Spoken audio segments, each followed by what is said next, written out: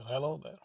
Since there was quite a lot of questions about the normal speed version of the LED light ring tutorial, so I was thinking that I could show you how it's done. So this is going to be based, dimensions will be based on my own printer what I have at the moment, so that is capable of only 140 millimeters cubed. So this is going to be quite small, but of course you can scale this out to be as big as you want.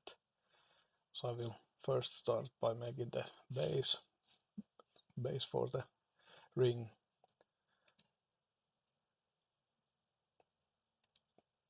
So putting here, I noticed that this was actually working much better last time, so I made like a small angle because I was using one 3mm wide COB LED strip. So when I can put two of those on the angle, the light is actually diffusing much better. So let's see, make this base about 2mm thick. This is not the most important thing also neither. So using this revolve sketch tool is very easy, a very good powerful tool in this Tinkercad. So now we first have the base. So let's put up the quality a little bit sides as maximum, so then it's nice and round. Let's make this something like dark gray. Now you can see that there is this small angle. So when you have the strip first going around on this side and then the second round on this side, so it's going to be diffusing quite nicely when you have those LED strip on an angle. So then next let's make the actual diffuser part itself. So then we do another revolve sketch. So I will always start from the middle, and now it's going to be quite easy to do. So we have this base here, so we can do, or we can trace it out, so it's much easier. I will put the snap grid settings to 0.5 millimeters because I want it to be only 0.5 millimeters thick. So actually let's put it to 0.25 or 0.1, because here is the trick that I want to have it 0.1 millimeter gap from this. So let's zoom in a little bit. Then we move it 0.1 millimeter away. Now we can zoom out a little bit. And I want this to be about 1 centimeter high, so from the base. And then we will start to do the actual angle. So this is designed to be fully printable without any supports or anything. Actually, I need to fix that, so let's press delete so I can go back a couple of steps because it was not straight. So if I hold shift now, which I forgot to do previously, so now it's going to be nice and straight by holding the shift.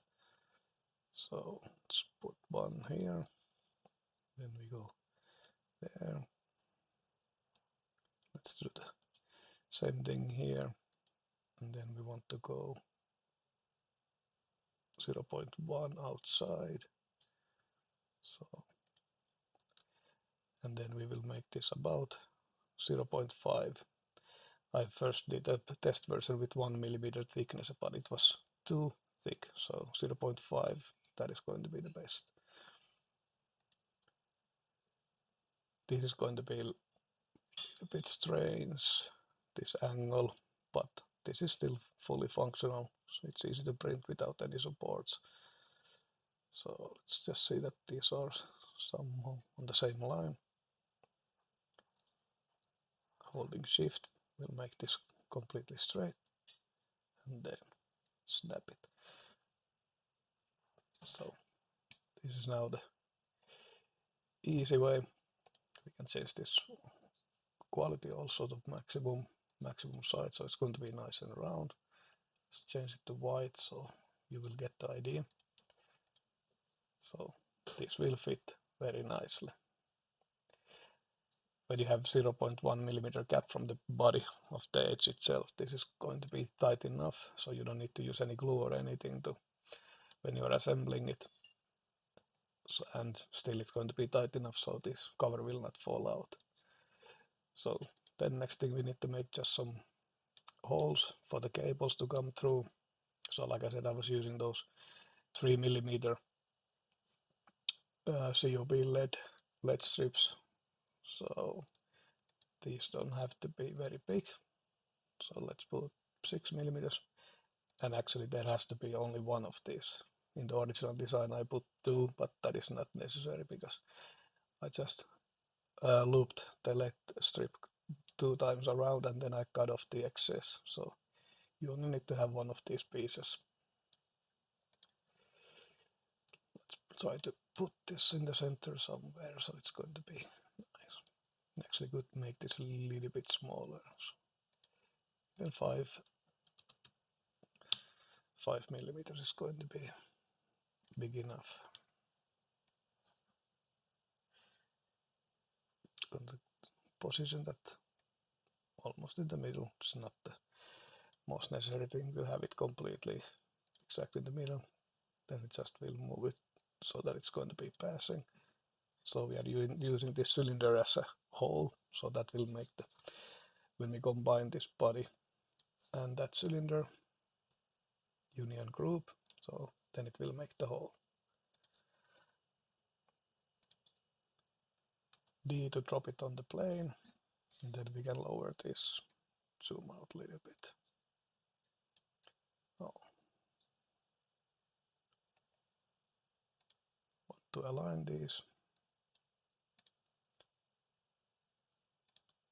Select both by holding shift, press align, select this body as the master so that will not move, and then we just need to align the other part which is now in the below. So just move it up.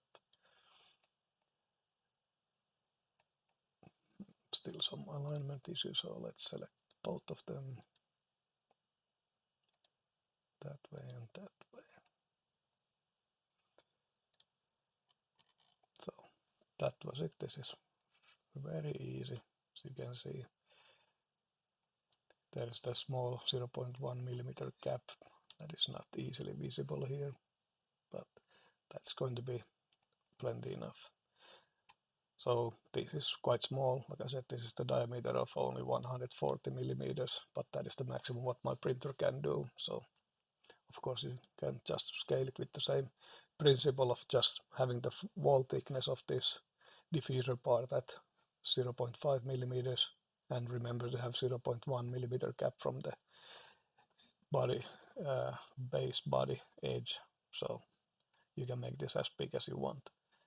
And then when you are printing it, in my old printer I just flipped this diffuser part on the slicer, so I flipped it upside down because all these corners, they don't have too much overhang, so it's easy to print it upside down, and I didn't have any issues with this on my very old school printer, so should be working really well for you if you have something newer. So then you just send this, you can export this as an STL and send it to your slicer and print it out. So that's it.